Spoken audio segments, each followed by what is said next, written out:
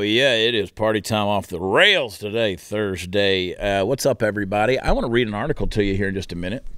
Kind of eye-opening when you really kind of put it all in perspective, what's going on with this Biden White House. Before I get into that, though, before I shock you, before I just blow your panties off with this information, I want to remind everybody, come see us in Joplin, Missouri, on the 27th of January, and also in Fort Wayne, Indiana on February 3rd. ChadPratherLive.com. Tons of shows coming up. Go check it out. Very good chance we're going to be in a city near you. Let's play, just before we get into this, play clip on the list here. Play that second clip there, Mark.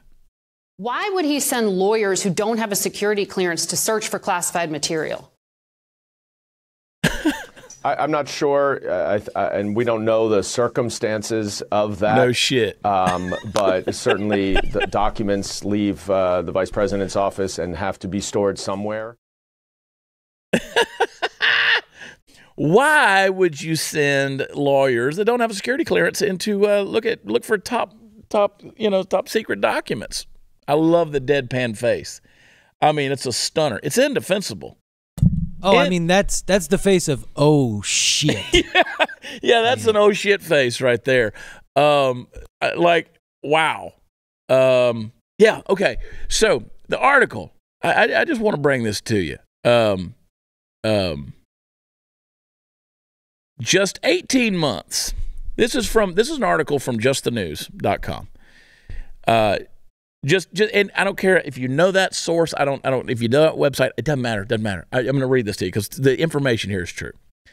18 months into his vice presidency, Joe Biden had a conversation with one of Hunter Biden's business associates that left an indelible impression about his desire to create future wealth. Quote, your dad just called me about his mortgage and mentioned he'd be out a lot soon and not really back until Labor Day, Rosemont Seneca executive Eric Schwerin wrote Hunter Biden on July 6th, 2010, in an email on a laptop that was seized by the FBI. Quote, so it dawned on me it might be a good time. Also, he could use some positive news about his future earnings potential.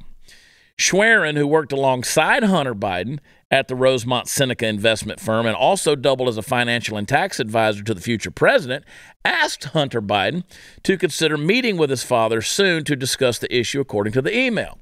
Quote, does it make sense to see if your dad has some time in the next couple of weeks while you are in D.C. to talk about it, he wrote in the email entitled JRB Future Memo. Using the future president's initials as shorthand, here's what the memo said. By 2016, well, we won't read that.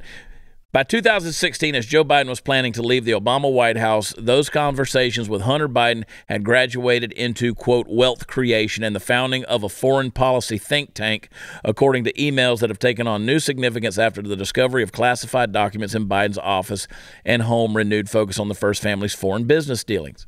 Buried in Hunter Biden's laptop, now in the FBI's possession, are a series of emails, documents, and messages that explain how America's first family got so deeply intertwined, especially in 2017-18 after he left the Obama White House, with Chinese interests now under federal and congressional investigation.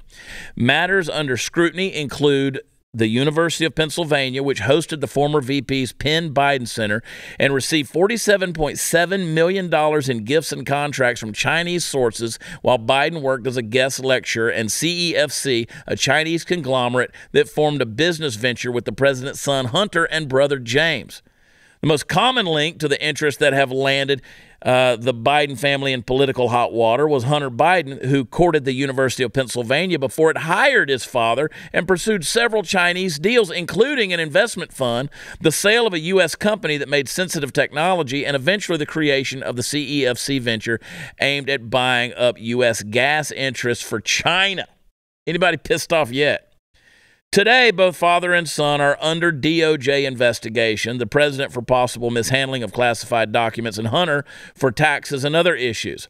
Just the News, that's the article here, has reported over the last year that Hunter Biden and Schwerin occasionally discussed Joe Biden's finances, even discussing how the future president wanted to use a Delaware tax refund to pay back his son and identifying bills like cell phones and house repairs that Hunter Biden wanted to pay for his father.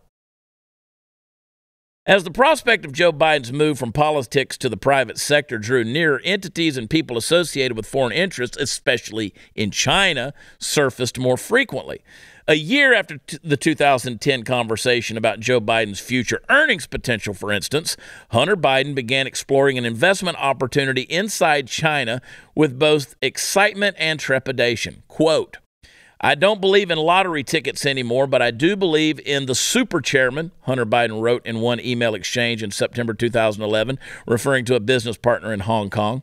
Hunter Biden seemed to understand that a political family tied to the White House also faced risk by dabbling in China's business and why such interests wanted to be associated with him. Quote, your question, why does super chair love me so much, is easily answered, he wrote then business partner Devin Archer. It has nothing to do with me and everything to do with my last name.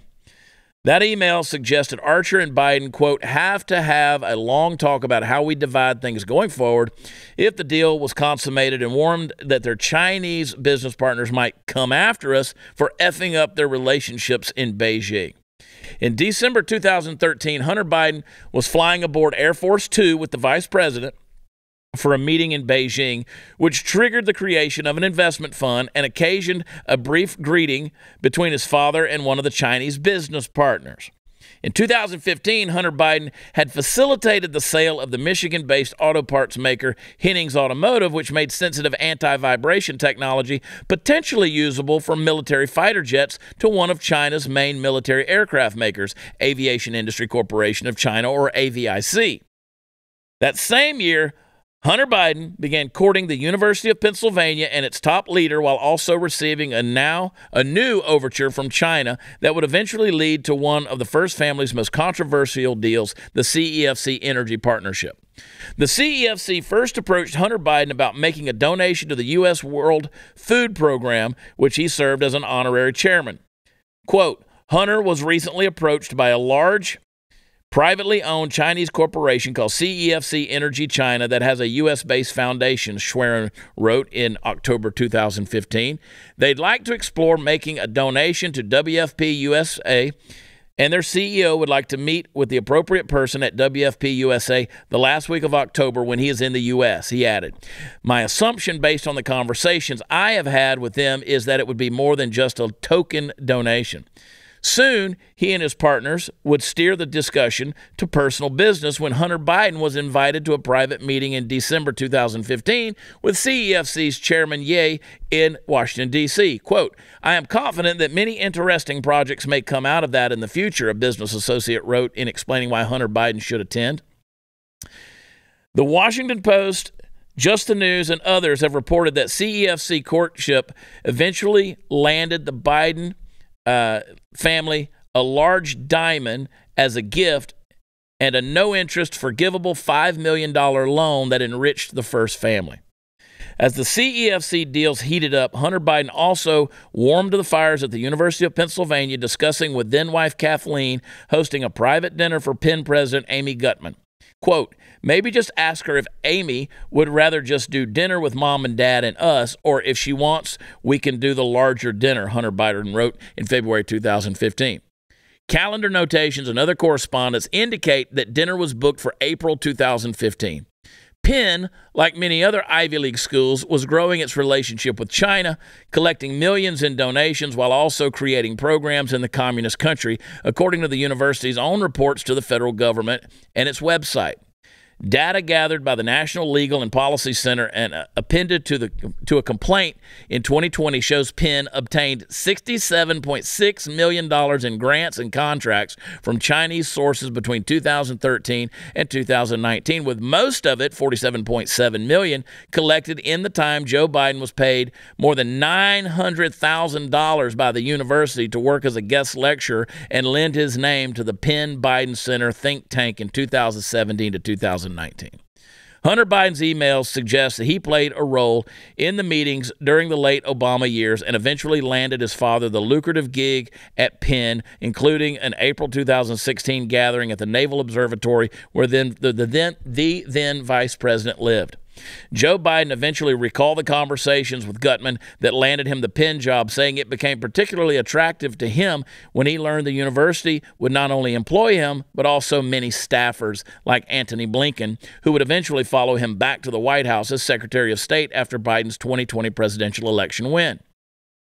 President Gutman, quote, "You came to me before the Obama administration was up and asked me what I consider being a professor at Penn," he recalled during a videotaped interview with NBC News' Andrea Mitchell at the Penn Biden Center when it opened in 2018. Quote, "The first thought I had was that it sounded like an intriguing idea, but it became even more intriguing after the outcome of the election when you said I could bring along with me some serious people, serious staff people, and they're much more than staff. And I start with Tony Blinken and Steve Ricchetti and others, so thank you for allowing me to bring along some really bright people." Eventually, President Joe Biden would reward Gutman with a prized ambassadorship to Germany and the school's chairman of the board of trustees to an ambassadorship to Canada. While that Biden-Penn deal was being finalized, Hunter Biden became engaged in conversations with Craig Gehring, an agent at the Creative Artist Agency, in April 2016. Gehring emailed Hunter Biden a rough plan for the vice president's private life after he left office. It included the Penn Biden Center, a Delaware University relationship, a private foundation, and fourth item simply called wealth creation. Quote, wealth creation. The Biden Institute of Foreign Relations at the University of Pennsylvania, Gehring wrote, focus on foreign policy in addition to the Institute at U of Penn. The school has an existing office in D.C. that will be expanded to house a D.C. office for VP Biden and Mike, Hunter, and Steve. Operates like the Clinton Global Initiative without the money raise. Yes, Hunter wrote back, cautioning his father's plans were not fully formed. In theory, he said, that's the way I would like to see it shake out, but please keep this very confidential between us because nothing has been set in stone and there's still a lot of sensitivity around all this both internally and externally. Today, the Biden family's pursuit of earnings potentials and wealth creation are at the center of a burgeoning investigation by House Republicans. House Oversight and Accountability Committee Chairman James Comer, Republican from Kentucky, told Just the News last week his investigation into the classified government documents discovery was being expanded to include whether the flow of China money to Penn and the Biden family business were part of a coordinated effort by the communist country. Very concerning, Comer told Just the News. He said, we're sending a letter to Penn requesting documents related to the Chinese donations. We want a list of individuals involved, whoever was involved soliciting donations from China. We want all communications because I think this is important. Said, quote, this is another aspect of the potential for the family to be compromised. Now, I know that's long, but let me tell you something. When people start asking you why we need to be paying attention to this deal and what the Bidens have done wrong and what their nefarious operations have been, you just bring them back to tonight's Thursday clip and you play them the last 8 minutes of this show, all right? The last 10 minutes of this show. And that's a good summary for you. So I did you a favor by giving you that. And you can also check it out at justthenews.com and read the article that's there. Because it's written by John Solomon. Give him credit. So going to be interesting to see how this thing shakes out, especially when you consider that people like Marjorie Taylor Greene, you know, she said in a tweet, she said, I was the first to say impeach Biden and the first to introduce articles of impeachment. Soon we're starting our investigations. My advice to Joe Biden, resign now because we're going to show the world the depth of your corruption and how you've abused your power. Yeah, the love of money is the root of all evil. And I think old Joe, a lot of those chickens are about to come home to roost. So we shall see what happens. Be glad that we did get that, red trickle back in November at the midterms.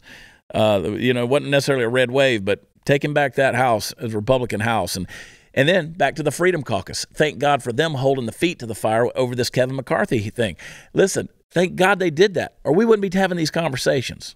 But we got to hold them accountable. This is one step. Again, I say it over and over again. The government is big. And we're not going to get rid of a big government. We're not getting rid of big government. But we can limit what the government's doing. And that's what's happening. And I'm excited about that. If the food shortages hit, folks, we used to throw toilet paper and eggs at people's houses. That's how good it was in my day. Now people can't find either one. I don't know if you're prepared or not for what's coming, and it is coming. So I want you to get prepared. Go to preparewithchad.com. Got you a special discount on the emergency food you're going to need soon. I'll save you $200 on a 3-month emergency kit from My Patriot Supply. They're the nation's largest preparedness company. They're the biggest out there, and the 3-month kit is packed with everything you need, all the breakfast, lunch, dinners, drinks, snacks. It's going to feed one person for 3 whole months, so you need to get one for every single member of your family. And don't let your family suffer, okay? I'll save you $200 per kit at preparewithchad.com. That's all you need. Just go to that website. The discount will be built in. So get a kit for every family member. They're in stock, ready to ship. They're going to show up discreetly, unmarked boxes, and you're going to get free shipping as well. You will not regret having emergency food on hand, so don't take chances with your family's survival. Make sure you go to preparewithchad.com. Do it now, preparewithchad.com. We'll be right back.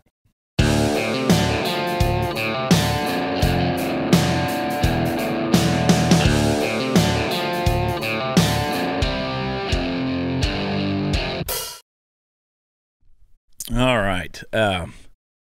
Let's see here. What do we want to get into? I want you to play clip number 3.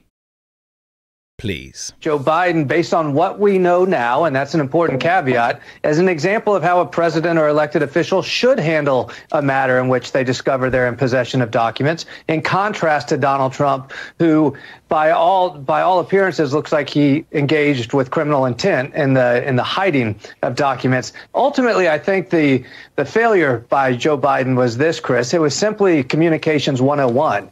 You can't have 3 different discoveries because that shows you're not actually taking it seriously. When they made the first discovery the first week in November, the president should have ordered a wholesale review of every document, every box, and then issued one statement and said, we got them all. I responded. We did it correctly, and there won't be further comment. So from a PR standpoint, yeah, this is very bad.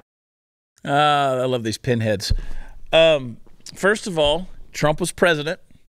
He has the ability to declassify documents. Joe Biden was vice president. He does not have that authority. And while Joe says that he immediately told them to notify, people about these documents, I'll remind you that Trump also said that he notified about the documents, and they told him how to specifically lock the documents up, which he complied with. That's how they knew he had the documents. This whole thing of trying to compare the two is really getting silly. And the reason I say that is because everything they do and try to pin on Trump or fill in the blank Republican or accuse the right of, it's always the some shit they're doing themselves. Always. You look at the Russian collusion thing. You look back, you realize it was Hillary Clinton who was doing the Russian collusion. You look at, the Mueller investigation, all these things, and you realize they paid to have a phony dossier made, the Steele dossier. All these things they accuse Trump of doing, it turns around, it's on them. You got them. What's scary is look how much they talk about, Trump's under investigation for rape and, pedophilia and all these different things. Well, if they're accusing him of that, it scares me to know what they're doing in the dark. I don't think we have to do a whole lot of guessing to wonder if we're accurate on that deal. They're always trying to pin it on Trump. Again, at no time have you ever heard me hold Trump up on some pedestal and say, ooh, here's a poster boy for how we ought to live our lives. Like, this is our guy here. I've never done that. I'm just talking about their actions. Everything they try to pin on the right is something they're already doing. So, again, I go back to Joe Biden's little interview where he was like, I'm shocked. When they found the Trump documents at Mar-a-Lago, I just can't believe so. It's just, how could this happen? How could this happen? Joe's got them it don't even deny the fact that they're sitting next to the Corvette. I wrote a song, boys. I'm going to give you the lyrics right here. You ready for this? This is chart topping gold. I'm going to sing this as soon as I get to a guitar. But I wrote this song. Why are you trying to scandalize? This is nothing major. When they said it was classified, I thought we sold something in the paper. That's top secret. Too many questions to dodge. You can't see what's locked up in the garage. You may wonder if I have a full deck rattling around my head, but my brain is in a box somewhere out by my old Corvette. There you go. That's chart topping gold. Anyway,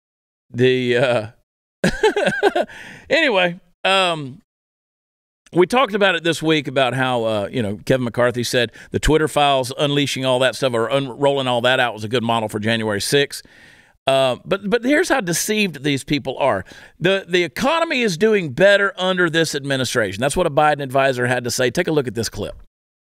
It's been said that when America catches a cold, then Black America catches the flu. Well, that's also in relation to the economy. We often know that communities of color and those communities that often face additional challenges have additional challenges with the economy. The great news is that the economy is doing much better under this administration. Also, the president is going to continue to lean in to make sure that we have access to resources that are specific to communities of color, that are specific to women, to give us those opportunities to be successful in this economy. If you closed your eyes, she sounds like Kamala Harris. If you do that, she's kind of got a little bit different cadence, but same intonation as Kamala Harris. Totally beside the point. But it immediately turns me off. Just expecting a big cackle at some point in time in there. I want to hear from all my black folk out there. I want to hear from all my black folk. I know there's tons of you out there watching this show. I want to know if you're doing better because of Biden. She said you are. So I want to know if you're doing better. If the economy has been boosted to the point, I get the Riri trolls on there that say that Joe Biden has now created more jobs than Donald Trump did in 4 years. Well, when you shut down an entire economy and then let those jobs come back, that's not job creation. You're just opening back up. So again, these pinheads out here that try to twist this stuff in such a way, let's just go straight to the source. I want you to send me a message. I want you to tell me. And listen, we may not have a lot of black folks as an audience. I wish we did, but I wish we had everybody as an audience. Here's what we got: a lot of women. I know for a fact we got a lot of women that watch this show. Because look at this. Look at this. I digress. I think our demographic's about 63% women for this show, and I think we have more women percentage than any other show on the Blaze. I mean, I don't know why that is. I think it's a cowboy hat. I think it's got to be the cowboy hat, Brandon. So I know we got a women on it. She said women are doing better under Biden. I want to hear from you. I want to hear how much better you're doing. And the way you hear, I want you to go over to where podcasts are offered, leave a review, and tell us how much better you're doing. Can't wait to see the responses. Leave a 5-star review while you're over there. Jean-Pierre, Karine Jean-Pierre. I want you to play that clip at the top of the second column there. Play that one. You got it. Does this episode undercut that argument that he would restore confidence? Because here we have in the headlines that he is now under investigation. He's restored independence in the Department of Justice. That's what we're doing here. When we're saying we're going to refer you to the Department of Justice, that is restoring independence as it relates to issues like this. And that is important to the president. And it's been consistent. What I am saying about investigations has been consistent for the last 2 years. You've heard me over and over again, when it comes to a legal issue or a matter like this, we have always referred to the Department of Justice. So there's nothing here different here. We have said we wanted to restore the independence of the Department of Justice. That is what you're seeing. Yeah, there you go. That is a woman of color right there. She's doing better under the Biden administration. She seems pissed off a lot, but she's doing pretty good. But do you truly believe that the Department of Justice has been restored to independence? Are they really trying to say that when Trump was in office, that the Department of Justice was doing Trump's bidding, that they weren't independent? that Trump had him as kind of his lapdog to go out and do what he needed done? Really? I seem to remember a dude named Peter Strzok being investigated for his text messages for his involvement in, saying as part of the FBI that he wouldn't let Trump win, with his, the affair he was having with Lisa Page. That smarmy little bastard when he was testifying before Congress. I seem to remember some wiretapping that was going on. A lot of things that were going on. So now that Biden has returned the Department of Justice to a place of independence, where's the raid? Where's the raid? I mean, Trump got raided. Roger Stone got raided, for crying out loud. CNN was there with coordinated cameras. What the hell's going on with that? Where's the raid on Joe Biden's house? I haven't seen it. There's multiple locations now where documents have been found. I mean, if it's an independent Department of Justice, they're not independent at all. We all know they're bought and paid for. We know they're a bunch of scoundrels. We know they're watching everything we do, watching everything we say. I mean, as an independent Department of Justice, truly just with their treatment of the people who are accused of doing something wrong on January 6th, people that have been arrested and are sitting in solitary confinement for the last 2 years without any charges whatsoever. Where are the charges? I know people who have been arrested for January 6th. We don't even know where they are. So you're going to tell me that the Department of Justice, that phrase in and of itself, that they are in any way, shape, or form just and out there pursuing justice is absolute bullshit. And they know it. That's what's crazy. They know it. They just think you're too stupid to realize it. And of course, we're not. Because you watch shows like this, especially 63% of you women. It's time to make your health great again. And if you're looking to burn a little fat and just get that metabolism boosted up and get your energy levels higher and just transform how you look and feel, I want to tell you again about you got to take care of your liver. Your liver is your body's detoxifier. It's in control of getting all that nasty stuff out of you. It performs over 500 key functions in your body every day. It cleanses and removes thousands of harmful toxins, all the man-made chemicals, the alcohol, the dangerous food additives and preservatives. And for decades of wear and tear, our livers slow down and they become sluggish. So we struggle with weight gain. We feel tired all the time. Fortunately, there is a simple, all-natural solution that I absolutely recommend. I take it myself, and I love it. It's called Liver Health Formula. Liver Health Formula contains 12 powerful botanicals clinically proven to recharge and protect your liver at the cellular level. It helps restore your liver's detoxifying abilities. It's going to boost your energy levels. It's going to kick your natural metabolism into high gear. It's going to work remarkably well to fight a fatty liver, which is a silent epidemic in millions of Americans. Liver Health Formula, it's backed by some really good science. It's approved by American doctors, and every bottle's manufactured right here in the USA. And you could try Liver Health Formula completely risk-free, and they'll send you 5 free gifts when you order. First, you're going to receive a free 30-day supply of nano-powered omega-3. It's a powerful blend of omega-3 fatty acids, another thing that I take, and it helps your heart and your brain. And it's got a better absorption, 4 times better, actually, with the special nano delivery system. You're also getting 4 free ebooks to support every aspect of your health and longevity, regardless of your age. So go to getliverhelp.com/Chad, claim the risk-free supply of Liver Health Formula, and get all 5 bonus gifts. You're covered by a 365-day money-back guarantee, so you got nothing to lose.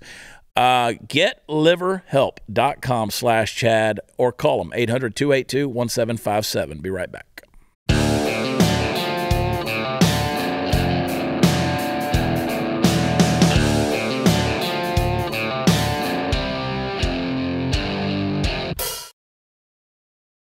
Welcome back. It's that time of the show. Here we go. Folks, if you hear a story wherein a guy minding his own business at a mall is accosted by guards who insist he remove his Jesus Saves t-shirt because it's religious soliciting, what's the first thing you're going to assume about the location of said mall? Probably that it's in Canada or some other equally godless society, right? Well, in the case I bring before you today, you'd be wrong. Welcome to the Mall of America. Brandon, play this clip. I understand that, right, but Jesus is associated with religion and it's offending people. No, it's not. Actually, it's not religion. It's about eternal life. Okay, but it's the same thing, okay? People have been offended. And like I said, all we were asking you is to take your shirt off. You can go to Macy's or we can leave. I didn't say anything though. I didn't speak. I didn't speak. I didn't say anything. Just went to Macy's. Yeah. Yeah. Now, I don't know about you, but that kind of thing doesn't sit particularly well with me, at least on a moral level. It's disconcerting, to say the least, that we've reached a point in the de-godification of this country where a T-shirt with something as simple and unoffensive as Jesus Saves can garner attention from the Segway-riding constabulary of the Mall of America. One might be less tempted to be drawn to ire had the T-shirt said something like, Jesus is coming back, and boy, is he pissed. But no, what we have on display here is merely a message of hope, and yet it's offensive. Now, from a legal perspective, I'm afraid that you'd have to side on the part of the mall. Along with freedom of speech comes freedom of association. So let me state very clearly here. If the Mall of America wants to kick out a black man for wearing a shirt proclaiming his religious beliefs, they absolutely should have the right to do that. That's right, Mall of America. You have every right to demand that black man remove his shirt or remove himself from the premises. After all, what right does a black man have to run around representing his faith in the Mall of America against their rules? You get that, black man? Mall of America. You get him good. On a closing note, I think I'll maybe go commando to the Mall of America soon and have a sign that says God is real on the butt of my jeans. I mean, what could possibly go wrong? Yeah. So stupid. So stupid, the world we're living in. I think I'm going to make a Jesus Saves T-shirt. We're going to put it on realwomensclub.com. We're going to put it on there. We have some pretty cool things that we're doing. You've seen those flags that say, in this home, we believe that, if I can pull one up real quick, we see those deals that says, in this home, Black Lives Matter, love is love, feminism is for everyone, my body, my choice, no one is illegal, treat people with kindness, hate has no home here. So we're doing flags, and yeah, we're doing them in the rainbow. See that? You see that little screenshot right there? We're doing them in the rainbow. It says, it'd be the little yard flags that you hang out there. In this house, we believe Jesus is Lord. Unborn lives matter. America first. Family is the foundation. Kindness is everything. Boom. There you go. And what's funny about that is that's going to piss people off. It's going to piss people off. And why are we doing it? Because we like to piss people off. We like to show you how stupid you are. I mean, listen, one of my neighbors down the road has the sign in their window. I don't care that they do. I'd love to call out their hypocrisy, but yeah, one of the richest, whitest, most affluent neighborhoods in Texas. I mean, I'm just saying. Right down the street from me, a couple doors down. I'd love to point out their hypocrisy, but yeah, there you go. We're going to say Jesus is Lord and unborn lives matter. Women have their place in the home. Does it make me a sandwich? The flag doesn't say that. Relax. God, 63% women coming at me right now. Our viewer base of 63% women. Wow. We're going to do it because, let's face it, it triggers people. It triggers, and it should not trigger people. I had somebody, the other day that wanted to come at me and talk about how faith had nothing to do with the founding of America.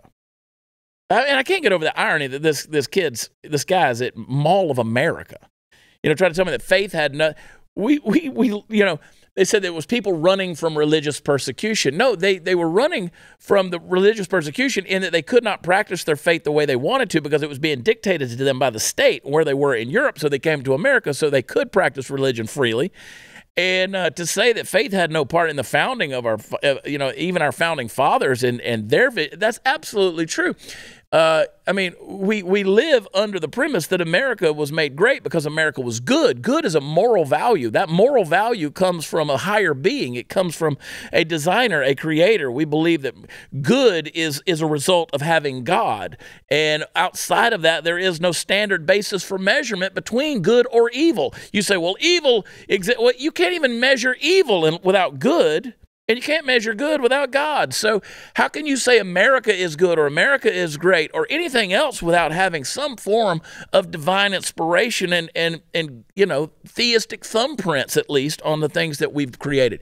So to walk into a mall that says Jesus saves, or to hang a banner out there that says, we believe Jesus is Lord, listen, it's not, so it's cramming religion down somebody's throat. Really? Really? I had to watch cities burn down in the name of Black Lives Matter? And listen, as far as I'm concerned, that became a cult. That whole deal, that became a cult. Believe it or not, I can work side by side, live side by side with people of different faiths, whether they're Jewish. I'm in business with people who are Jewish. I'm in business with people who have a Muslim faith. I have in the past. And I don't sit around going, oh my God, are you cramming it down my throat? I mean, you're going to synagogue this Saturday. I mean, are you? No, you're free to do what you want to do. And the idea that you're going to kick somebody out for an expression of their faith, and it's gotten worse for Christians. I mean, there's no doubt about it. People who express the Christian faith, you go online right now and make anything about God, anything. And I do it all the time. About whatever. People want to say, which God? And they think they're being smart, right? They think they're trying to catch you in an aha moment. Oh, yeah. And I explained to somebody the other day, I said, I believe in the Christian faith. Therefore, I am a Christocentric theist. I'm a person who believes that Christ is the center of all things. And therefore, for me, I believe that to be the truth. I believe John 14:6 when Jesus said, I am the way, not a way. I am the truth, not a truth.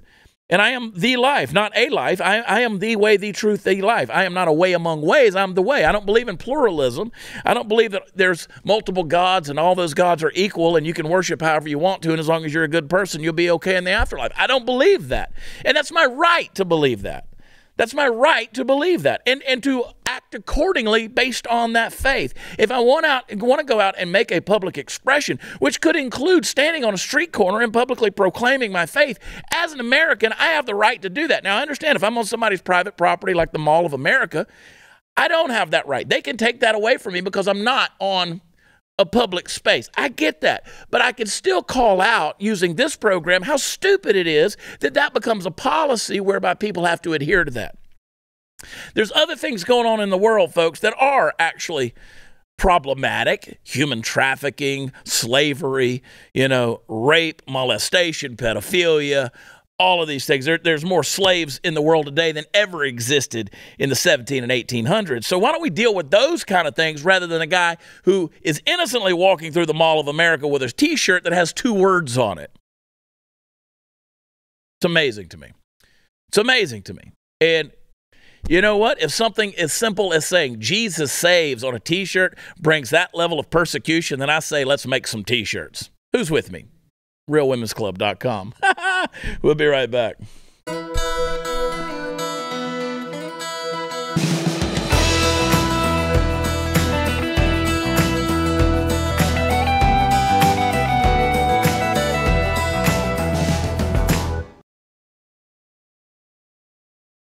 Hey, welcome back. Y'all are here.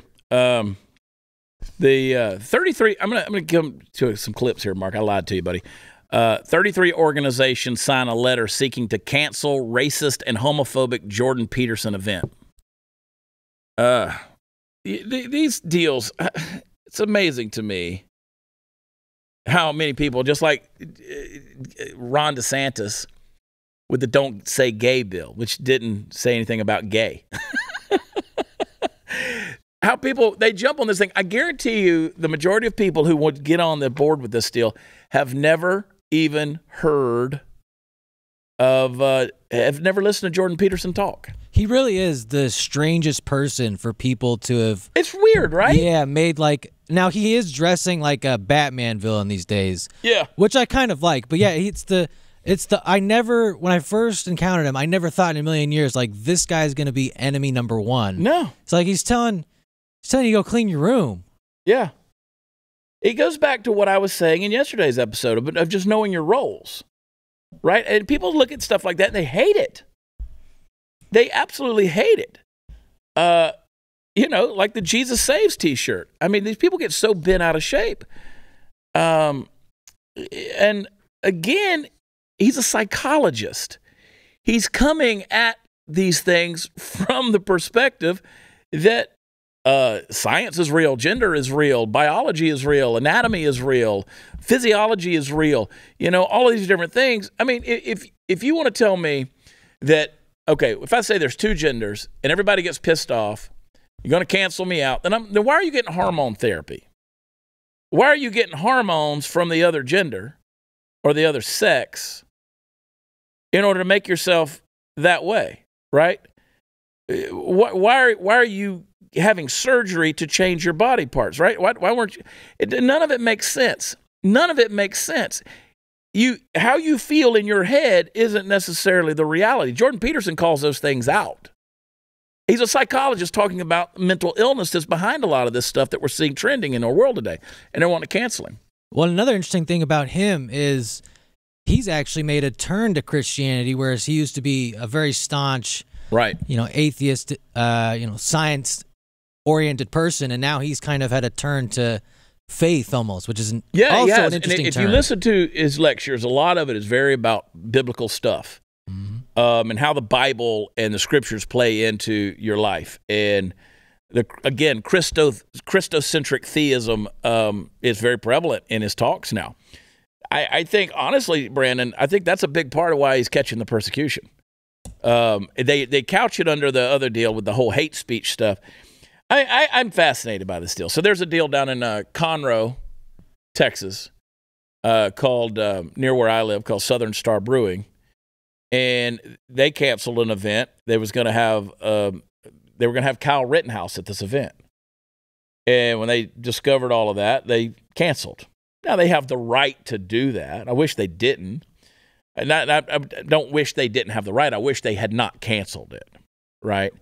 And then it became a big blow-up thing because then they made a social media post about how we don't hold rallies and we're canceling and we're doing this. And it was kind of a pandering post, which if they could have just canceled it and shut up about it, nobody would know about it. But now they're catching a lot of grief about it for the way they handle it. Me, I don't care that you cancel the event. You can have events in other places. What I care about is the fact that you got to make a deal out of it, right? And that's what everybody always does. See, Jordan Peterson's not out there making a deal out of what he's doing.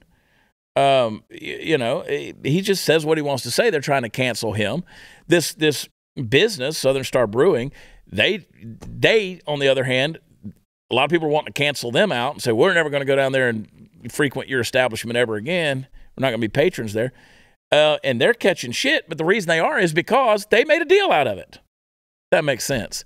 So it's like, be free, do your thing, but quit looking for attention that comes out of all of it. So anyway. I think it's kind of like the drag show thing. Yeah. Where it's like, well, if you guys didn't make a big deal about it, I think everybody else probably starts settling down. But y'all made a big deal about it, so now it's going to have to be a big deal. Well, that's right. And we never cared if you had drag shows. Yeah. Until you start bringing kids to them. Yeah. We never cared. I've been to a drag show. Didn't go to it. I just happened to be somewhere and one happened. I spent enough time in West Hollywood that it's pretty much just always a drag show. It's always a drag show, and I've stayed in West Hollywood a lot. I mean, I was in West Hollywood every week of my life there for about 2 years. And I mean, look at this. We ran an article this week in Blaze, theblaze.com, talking about vaginoplasty. I mean, did we ever think that we would have to talk about that, really? That you're getting a vagina created? I mean, listen. Did we think so? Not necessarily. I'm telling you something. If you get to a place where you want to cut your dick off, you got a mental problem, right? If you want to if you took a hatchet and cut your fingers off, cut your wrist off, hand off, whatever at the wrist, they'd put you in a hospital somewhere. I mean, a mental hospital. Yeah. Like if you were wanting to harm yourself like that, you start taking razor blades and cutting yourself like some of these kids do. That's a mental illness. You start wanting to chop your dick off. That's serious mental illness. Well, that's why I think the person who has like the most interesting aspect on that is Buck Angel. Yeah, because he's been at this for so long, and of course, born female. You meet Buck, it would take you quite a minute to figure that out.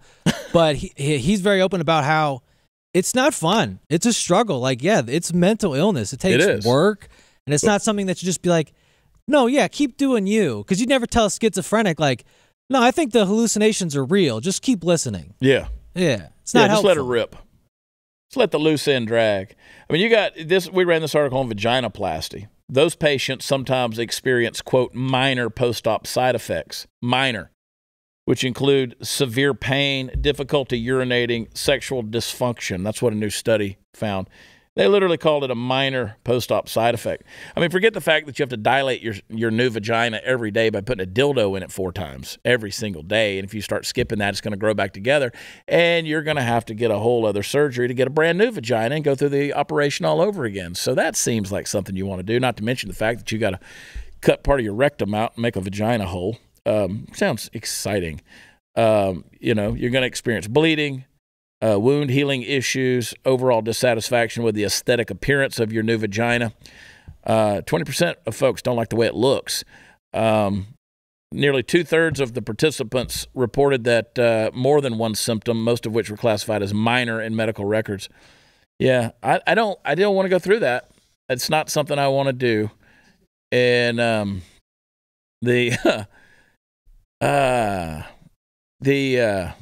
tell you, we wanted to get in some other clips, but just forget it. Tell you what, hang tight. I'll fill you in on more when we come back. Be right back.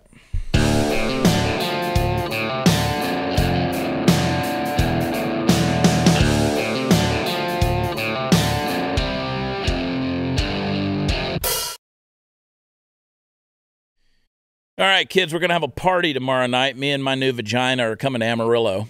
And we're going to be at Hoots Pub. I love that place. It's people talk about Hoots. They love it or hate it. It's a honky tonk. And we're going to do some honky tonking, boys. We're going to do some honky tonking there at Hoots Pub.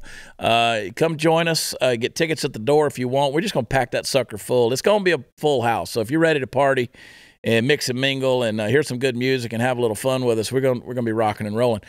We're going to be there. Then we're going to be in Joplin, Missouri, kicking off the Buck Wild Comedy Tour next week on the 27th in Joplin, Missouri.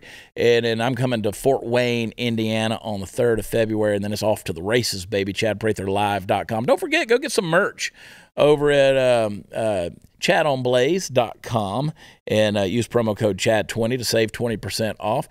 And get my audio book if you have not done that. Listen to it this weekend. Am I Crazy? Wherever audiobooks are offered. And do not forget to subscribe to blazetv.com. I want everybody on there because they're, again, if they can take you out of the Mall of America for wearing a Jesus Saves t-shirt, and they're going to try to cancel every one of us at some point. So subscribe so you can keep getting what I'm putting down. And we'll see you at Overtime tomorrow. We love you. God bless you. Talk to you then. Bye.